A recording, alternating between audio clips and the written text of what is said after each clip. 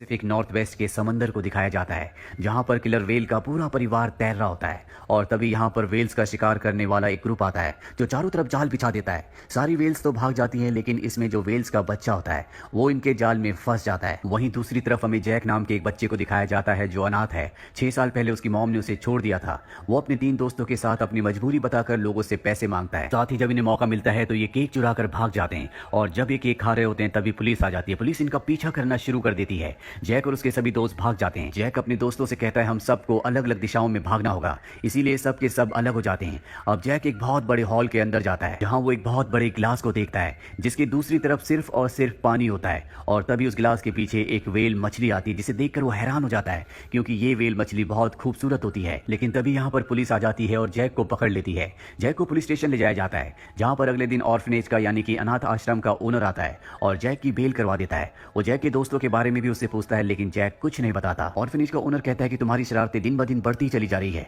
एक फैमिली तुम्हें अडॉप्ट करना चाहती है। और अगले दिन यहाँ पर एक कपल आता है, इसमें हस्बैंड का नाम ग्लेन और वाइफ का नाम एनी होता है। ये दोनों जैक को अपने साथ अपने घर ले जाते हैं, जहाँ आने के बाद ये जैक के लिए बहुत ही टेस्टी फूड बनाते हैं। जैक उस फूड को बहुत एंजॉय करता है, लेकिन जैक को इस घर में अच्छा नहीं लग रहा होता। बार बार उसके दिमाग में वेल का ख्याल आ रहा होता है। अगली सुबह दिखाया जाता है जहाँ पर जैक के नए पिता यानी कि ग्लेन उसे कहते हैं कि तुम्हें एक बार फिर से उसी जगह जाना होगा जहाँ पर तुम्हें पुलिस ने पकड़ा था। वहां पर तुमने जानबूझकर दीवारें स्प्रे से गंदी की थी। वहां काम करने वाले एक आदमी जिसका नाम रैंडल है, वो मेरा दोस्त है, तुम्हें वहां जाकर उससे माफी मांगनी होगी। और अब जैक साइकिल लेकर वहां पर पहुंच जाता है, और जब वो अंदर जाता है तो उसकी मुलाकात रैंडल से होती है। रैंडल उसे उस जगह ले जाता है जहां पर उसने स्प्रे से दीवारों को गंदा किया था। अब यहाँ पर जैक को इन दीवारों को साफ करना है। वो सारी दीवारें साफ कर देता है और इसके बाद वो उस गिलास के पास पहुंचता है जिसके पीछे उसने वेल मछली को देखा था। यहाँ पर जब वो सफाई कर रहा होता है तो एक बार फिर से उसे वही वेल मछली दिखती है, जिसे देखकर वो पूरी तरह से हैरान होता है। वो भागता हुआ ऊपर जाता है जहां पर पूल है जिसके अंदर इस मछली को रखा गया है, और तभी वेल मछली जंप करती है। रैंडल भी यहाँ पर आ जाता है और उसे बताता है कि ये एक किलर वेल है, इससे दूर रहो नहीं तो ये तुम्हें कच्चा चबा जाएगी। रैंडल बताता है कि इस वेल मछली का नाम विली है। अब यहाँ पर जैक देखता है कि एक लड़की है जो कि यहाँ की ट्रेनर है और वो पानी के जीवों को ट्रेन करती है। अब जब जैक घर जाता है तो उसके पिता ग्लेन उसके साथ बेसबॉल खेलने को उसे कहते हैं, लेकिन वो साफ साफ मना कर देता है। दरअसल ग्लेन एक अच्छे इंसान है और वो जैक को भी वैसे ही बनाना चाहते हैं, लेकिन जैक उनकी बात नहीं सुनता और ना ही उनके साथ खेलता है।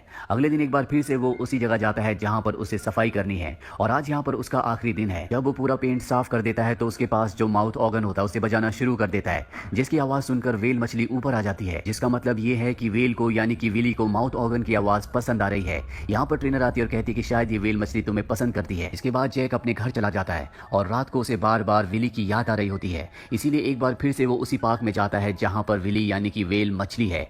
वो पूल के पास बैठकर अपना माउथ ऑर्गन बजाना शुरू कर देता है। विली बार बार बाहर आती है और माउथ ऑर्गन की आवाज यहाँ का जो इंचार्ज है जिसका नाम रैंडल है वो सुन लेता है, और जैसे वो बाहर देखने के लिए आता है तो जैक भागने की वजह से पूल के अंदर गिर जाता है। पूल के अंदर जहाँ पर विली है वो उसे कुछ नहीं करती, बल्कि उसे उठाकर किनारे पर रख देती है। जैक विली से कहता है कि थैंक यू, तुमने मेरी जान बचाई। रैंडल भी ये सब कुछ देख लेता है। वो जैक को अपने साथ ले जाता है और कहता है कि वेल अगर तुम्हें पसंद करती है तो इसका मतलब ये है कि तुम्हारे अंदर कोई ना कोई खास बात है, क्योंकि वेल मछलियां इंसानों के दिलों के अंदर तक झांक सकती है।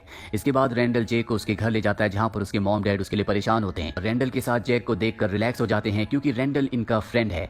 रैंडल कहता है कि मैं समर वेकेशन पर इसे अपने पार्क में काम देना चाहता हूँ, और अब जैक के माता पिता मान जाते हैं। अगले दिन दिखाया जाता है कि जैक दोबारा से उसी पार्क में जाता है और वो वहां पर देखता है कि वेल मछली को यानी कि विली को यहाँ से पकड़कर टेस्ट के लिए ले जाया जा रहा होता है। ये देखकर उसे बिल्कुल अच्छा नहीं लगता और वो उसकी रस्सियां खोल देता है। अब यहाँ पर जो 2 ऑर्गेनाइजर होते हैं इस बात से नाराज हो जाते हैं क्योंकि वो विली को ट्रेन करके सर्कस के तौर पर इस्तेमाल करना चाहते हैं।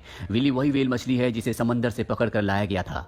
वहीं हमें जेक को दिखाया जाता है जो विली के पास कुछ मछलियां लेकर जाता है ताकि उसे खिला सके, लेकिन विली जेक के हाथों से मछलियां खाना चाहती है। लेकिन विली को डर लग रहा होता है क्योंकि आज से पहले उसने कभी भी उसे टच नहीं किया। वो विली से कहता है कि मुझसे वादा करो कि तुम मुझे काटोगी नहीं, और विली हाँ में सर हिलाती है, जिसके बाद वो न सिर्फ उसे मछलियां खिलाता है बल्कि पहली बार उसे टच भी करता है। और जब जेक यहाँ से जा रहा होता है तो विली उसके पीछे पीछे जाना शुरू कर देती है। इसके बाद जेक घूमना शुरू कर देता है और उसे देखकर विली भी पानी में घूमना शुरू कर देती है, और जब ट्रेनर ये देखती है तो वो पूरी तरह से हैरान हो जाती है। वो जेक से कहती है क्या तुम विली को ट्रेन करने में मेरी मदद करोगे? वो कहता है कि हाँ। और अगले दिन दिखाया जाता है कि जैक को एक पोल के ऊपर चढ़ाया जाता है और उसके हाथ में मछली दी जाती है, और विली पानी के ऊपर आकर उस मछली को खा लेती है। जेक की वजह से विली को यहाँ पर अलग अलग चीजें सिखाई जा रही होती है। साथ ही विली जेक को अपनी पीठ पर बैठाकर पूरे पूल का चक्कर भी लगाती है। लेकिन घर पर जेक के अपने माता पिता से रिश्ते बिल्कुल भी अच्छे नहीं होते, वो उनसे कभी अच्छे से बात नहीं करता। और जब वो घर जाता है तो देखता है कि उसके नए माता पिता यानी कि ग्लेन और एनी आपस में उसी की वजह से आर्ग्यूमेंट्स कर रहे होते हैं।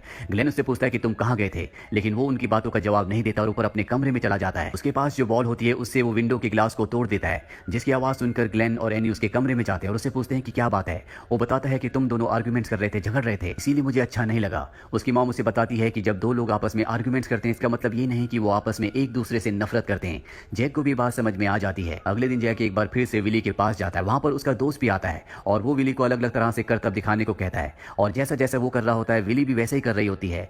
यहाँ पर इस पार्क का ऑर्गेनाइजर, इस पार्क का जो ओनर होता है वो भी अपने साथी के साथ बैठा होता है और ये सब देखने के बाद उसके मन में आइडिया आता है और तय करता है कि जल्दी वो एक शो को ऑर्गेनाइज करेंगे। और अब वो दिन आ जाता है जब इनका शो है। इस शो को देखने के लिए कई सारे लोग आए होते हैं और अब जैक विली के पास जाता है और उसे करतब करने को कहता है, लेकिन वो उसे फॉलो नहीं करती और इसकी वजह ये होती है कि टैंक का जो नीचे का हिस्सा होता है वहां पर बहुत सारे बच्चे होते हैं जो ग्लास को पीट रहे होते हैं, जिस वजह से विली डिस्ट्रैक्ट हो रही होती है और वो कुछ भी नहीं कर पाती जो उसे जैक करने को कहता है। इस बात से जैक नाराज होता है और वहां से चला जाता है और ये शो पूरी तरह से फ्लॉप हो जाता है, जिस वजह से शो का जो ओनर ऑर्गेनाइजर होता है वो भी नाराज हो जाता है।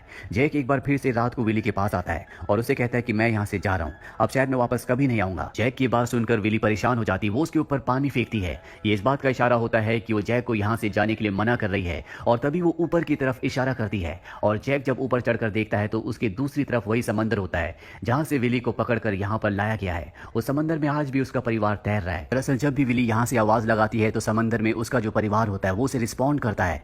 व्हेल मछलियों की खासियत होती है कि वो कई 100 किलोमीटर तक भी एक दूसरे से कम्युनिकेट कर सकती हैं और अब जैक को समझ में आ जाता है कि विली कितनी अकेली है, उसे उसके परिवार के पास होना चाहिए लेकिन वो उसकी मदद नहीं कर सकता।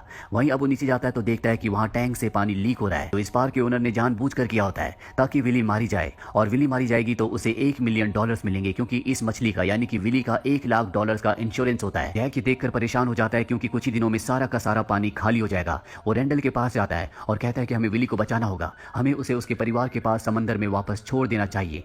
हालांकि शुरू में रेंडल मना कर देता है लेकिन वो भी विली से प्यार करता है, इसीलिए वो उसकी मदद करने के लिए तैयार हो जाता है। लेकिन विली को यहाँ से ले जाने के लिए इन्हें गाड़ी की जरूरत है जो जैक के नए पिता के पास है और वो उसकी गाड़ी को वहां से चुरा कर ले आते हैं। हालांकि जैक के पिता देख लेते हैं और वो पुलिस को कॉल करने की कोशिश भी कर रहे होते हैं लेकिन तभी वहां पर उनकी पत्नी एनी आ जाती है। वो बताती है कि जैक अपने कमरे में नहीं है, मुझे लगता है कि ये जैक का ही काम है।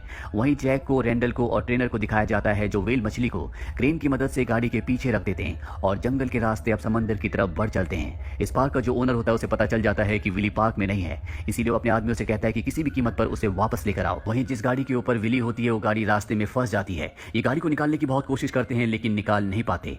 ये विली को जिंदा रखने के लिए बार बार उसे गीला कर रहे होते हैं और अब मजबूरी में इन्हें जैक के पिता ग्लेन को बुलाना पड़ता है। वो भी इस जगह पर आ जाता है और बिना कुछ सवाल किए इनकी मदद करना शुरू कर देता है। जल्दी गाड़ी को उस जगह से निकाल लेते हैं और समंदर के किनारे पहुंच जाते हैं, पर इससे पहले कि ये विली को समंदर में छोड़ दे यहाँ पर ओनर के लोग आ जाते हैं। इसके बाद इनके बीच में और ओनर के बीच में लड़ाई होना शुरू हो जाती है। विली को अभी समंदर में छोड़ चुके हैं लेकिन इससे पहले कि वो समंदर की गहराइयों तक पहुंचती अपने परिवार को ढूंढती, उसके सामने 2 बोट आ जाती हैं जो चारों तरफ जाल बिछा देती है। ये सब कुछ जैक देख लेता है और वो विली को अपने पीछे आने को कहता है। विली भी उसके इशारे को समझते हुए उसके पीछे चली जाती है लेकिन अब आगे रास्ता बंद है जो कि पत्थरों से बंद किया गया है और पत्थरों की दूसरी तरफ एक विशाल समंदर होता है और अगर विली को समंदर में जाना है तो उसे एक बहुत लंबी छलांग लगानी होगी लेकिन ये इतना आसान नहीं है क्योंकि पत्थरों की जो दीवार होती है वो बहुत चौड़ी होती है। जैक विली से कहता है कि तुम्हें ऐसा करना होगा, तुम्हें अपने परिवार के पास जाना है। वो उसे मोटिवेट करता है और अब इशारा करते विली एक बहुत ऊंची और लंबी छलांग लगाती है और समंदर के अंदर चली जाती है। विली उसे कहता है कि तुम मुझे कभी मत भूलना और जब तुम अपनी मॉम के पास जाओ तो उन्हें मेरा हाय कहना। विली अब गहरे समंदर में पहुंच चुकी है जो उसका घर है।